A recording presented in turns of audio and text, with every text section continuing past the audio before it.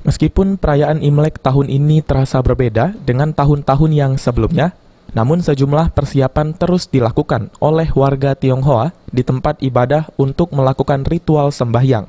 Salah satunya di Vihara Dharma Kirti yang berada di kawasan Sungai Pangeran, di mana petugas vihara membersihkan sejumlah ruangan di lingkungan vihara serta patung dewa yang ada di dalam vihara tersebut.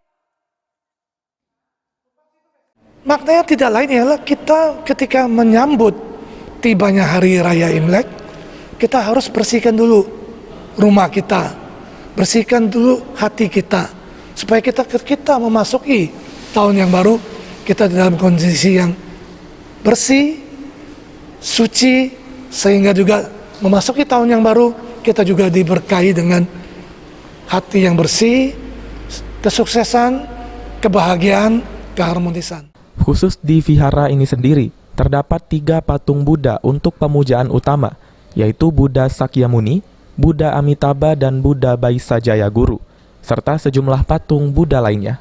Dalam perayaan Imlek yang akan dimulai pada Kamis malam ini nantinya, dibatasi untuk umat yang akan beribadah, dikarenakan saat ini kondisi masih dalam pandemi COVID-19. Firman Hidayat, PAL TV.